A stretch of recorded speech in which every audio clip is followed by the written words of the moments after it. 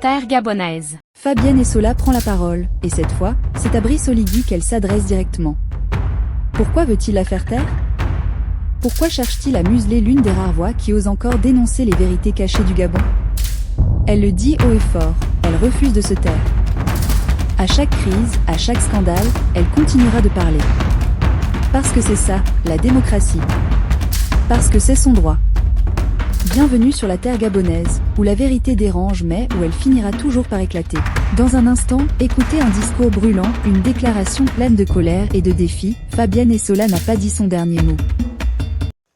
Il a dit qu'il n'est pas venu pour construire les routes, pour changer les vies des Gabonais. Il est venu pour restaurer les institutions. Parce que si les institutions sont rétablies dans ce qu'elles devraient être, tout le monde se portera bien et tout fonctionnera normalement.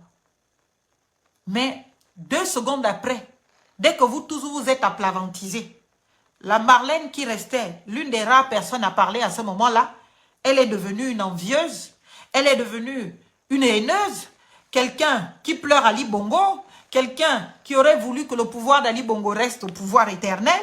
Donc, elle est forcément jalouse d'avoir perdu les privilèges. Parfois, je me demande, ouais, lesquels? Nous tous ici en France, on a connu les découvertes, parfois même les menaces d'interdit bancaire, parce qu'on se débrouille. Mais des gens vont te dire que oui, elle a été achetée par le système, elle a été achetée par ceci, par cela. Donc, elle réclame Noureddine, les facilités. Les facilités, chers compatriotes, ce n'est pas possible. Les mêmes faits produisent les mêmes résultats. Les mêmes causes produisent les mêmes effets. On n'a pas eu le courage sous les Bongos. Sous Oligui, on s'est même plus aplavantisé que sous les Bongos. Excusez-moi d'inventer les mots, mais vous m'inspirez tellement. On s'est aplavantisé parce qu'il était de notre responsabilité de mettre les militaires sur le droit chemin. Il était de notre responsabilité. Au lieu de cela, tout le monde fiou. Et la seule gringalette personne qui parlait, c'est Essola et quelques autres personnes en périphérie. Vous avez décidé de nous torpiller, de nous pourchasser, de nous harceler. Cyberharcèlement, partout, de nous blacklister même. Parce que nous, on a osé avoir le courage que vous avez délibérément choisi de ne plus avoir. Alors qu'on vous disait que vous étiez libre. Mais finalement, vous avez dit aux militaires, vous êtes Dieu. Et toute personne détentrice de pouvoir a toujours tendance à en abuser. Et c'est ce qu'ont fait nos militaires. Vous leur avez donné trop de pouvoir qu'ils n'avaient pas. Et ce sont des êtres humains, ils en abusent. Donc, avant de vous constituer sur les réseaux sociaux, les directeurs de moralité des uns et des autres pour dire, toi, tu es crédible, toi, tu n'es pas crédible. Questionnez vous-même, vous-même. Vous, le citoyen lambda, questionne-toi toi-même que vraiment, dans la situation de ce pays, est-ce que je ne suis pas quelque part responsable? Dès que quelqu'un se lève pour dire non à un système, vous tous vous levez pour acculer la personne. Pour dire, ah, tais-toi, tu n'es pas crédible. Pourquoi tu veux venir défendre la République? Oh, d'abord, c'est pour manger. Et même si c'était pour manger, vous êtes si envieux que cela, que le cherchement de la place au soleil de quelqu'un te dépasse. Si tu estimes que quand Marlène vient parler, c'est parce qu'elle veut un poste, ou c'est parce qu'elle veut être nommée, ou c'est parce qu'elle veut de l'argent. Mais toi, lève-toi pour venir défendre la vraie cause. Lève-toi pour venir défendre les vraies valeurs et pour avoir un combat honnête, digne. Mais au lieu de cela, tu te constitues un combat rude contre Marlène qui essaye de se battre pour nous tous parce que tu as décidé dans ta tête que Marlène n'est pas fiable, n'est pas crédible et ce qu'elle fait, c'est parce qu'elle cherche un poste. Mais toi qui as toutes ces bonnes valeurs, toi qui as cette honnêteté intellectuelle, toi qui as cette confiance en toi et qui ne peut pas te trahir, mais au lieu de venir abattre Marlène qui essaye d'être la voix discordante, constitue-toi la vraie voix discordante. Parce que si tu te constitues vraie voix discordante, bien sûr que la fausseté de Marlène n'aura que deux choses.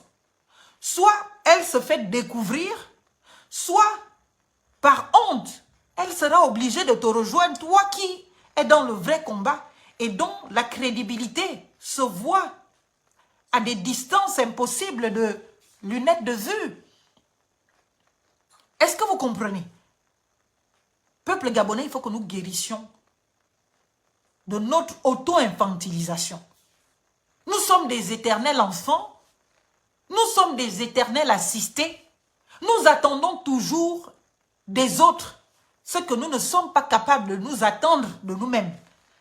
Nous exigeons toujours des autres ce que nous ne sommes pas capables de nous exiger à nous-mêmes. Ce n'est pas possible que ça continue. Parce que vous confortez, vous créez les dictateurs, vous créez les oppresseurs en faisant comme ça. Vous les confortez, vous leur faites le lit.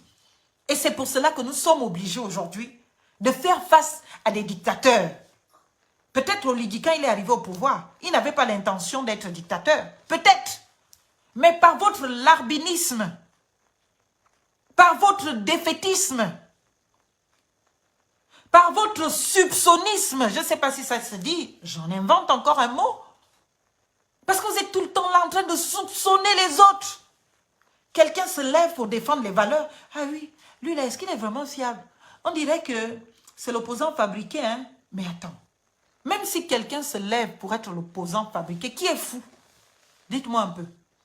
Ce n'est pas la situation de Oligui que nous tous nous sommes en train de vivre là sous nos yeux. Vous tous, vous n'étiez pas convaincus que c'est Pascaline Bongo qui était derrière le coup d'État. Vous tous, vous n'étiez pas convaincus que Oligui, c'est juste quelqu'un qui vient comme ça représenter le coup d'État, mais ce n'est pas lui. Vous tous, vous n'êtes pas dans les panels de nos compatriotes gabonais qui disent partout qu'en réalité, le coup d'État a été fait pour remettre le pouvoir à un civil qui serait le patron de BGFI. Que c'était le deal avec celui qui est en disparition là. Il s'appelle comment?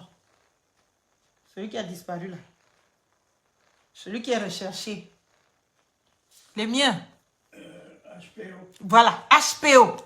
Que le deal, c'était que lui, il reste juste au pouvoir pendant la transition. Mais vous avez vu, dès que vous, peuple gabonais, vous avez dit à Oligui qu'on t'aime, mais ça lui a donné le courage d'oublier le projet initial pour dire, moi-même, je suis déjà là, je ne pars plus. Et ça a créé, si ces faits étaient avérés, ça a créé, eh bien, chez lui, le courage de se maintenir, malgré le plan initial qui était de venir faire les représentants des vraies personnes qui ont fait le coup d'État en off. C'est la même chose.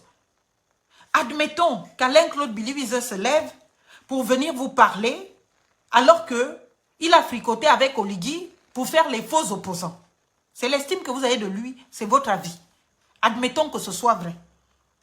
Mais qui est fou? Et si quelqu'un peut être fou, ce n'est pas Alain Claude Biliwize. S'il se rend compte que, bien que le plan initial, c'est de faire les faux opposants, comme vous dites, mais que le peuple gabonais y croit, que le peuple gabonais le soutient, que le peuple gabonais l'accompagne, il va gagner quoi avec Oligui? Alors qu'il vous avoue. Il va gagner quoi? Mais il va annuler, il va oublier très vite le plan de départ qui était même de faire les faux opposants, parce qu'il sait que il a la valeur sûre, c'est le peuple. Si le peuple est avec lui, qui peut être contre lui? Donc, même si la personne est venue dans une intention commerciale, mercantile, de fourberie, de tromperie, mais votre confiance et votre soutien vont le déterminer à rester fidèle à cet amour, à ce soutien que vous lui portez, vous lui donnez.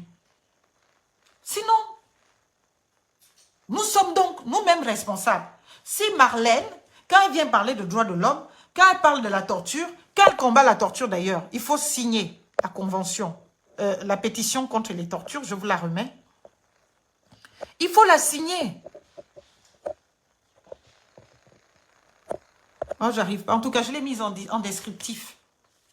Si Marlène vient parler parce qu'elle veut un poste, admettons que quand je viens parler des droits humains, quand je parle de la République, au-delà de ce que j'ai écrit un livre de 718 pages, la République, c'est moi sur la République, je vais vous le montrer. Au-delà de cela,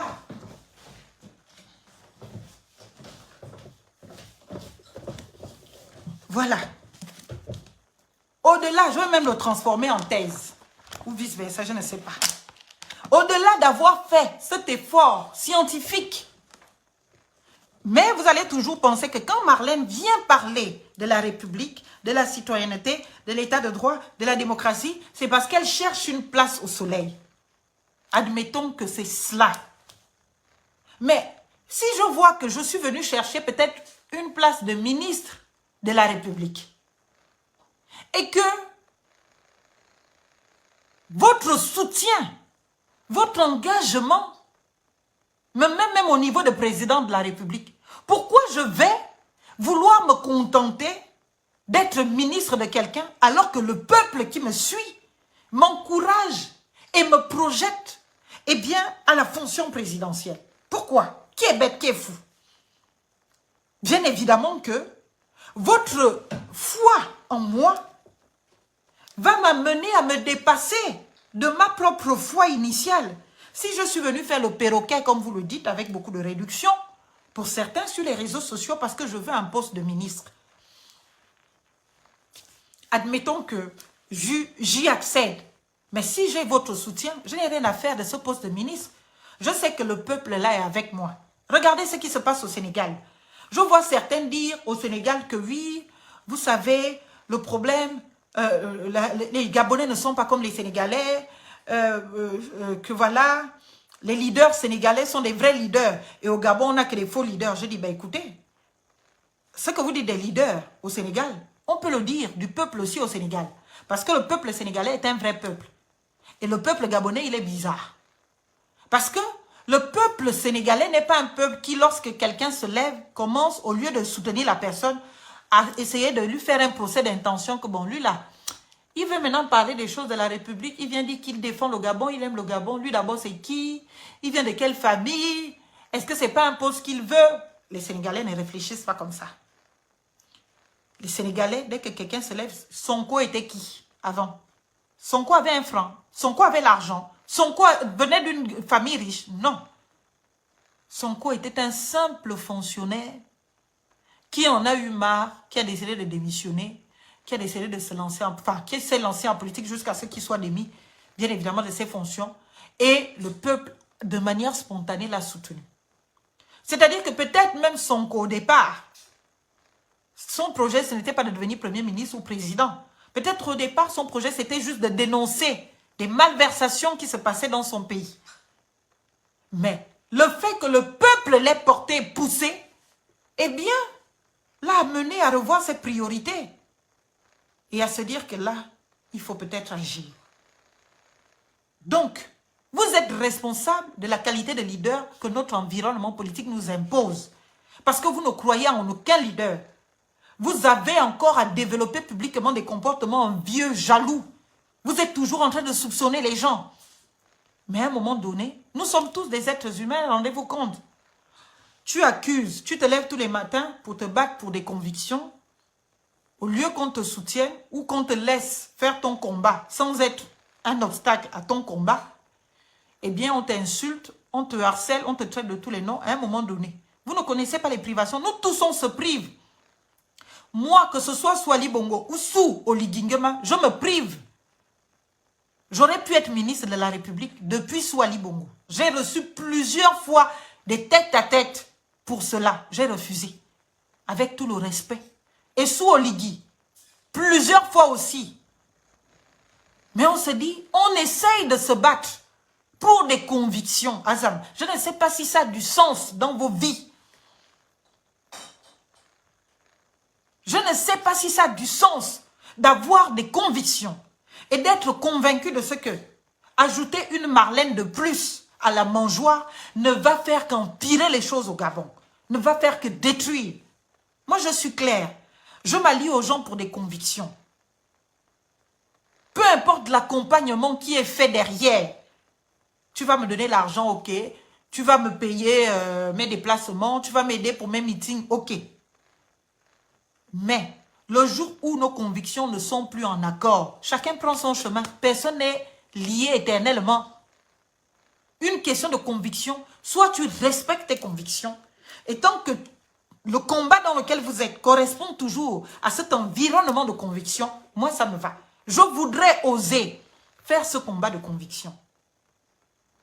Et nous transformons les gens, vous ne savez pas. Nous transformons les gens.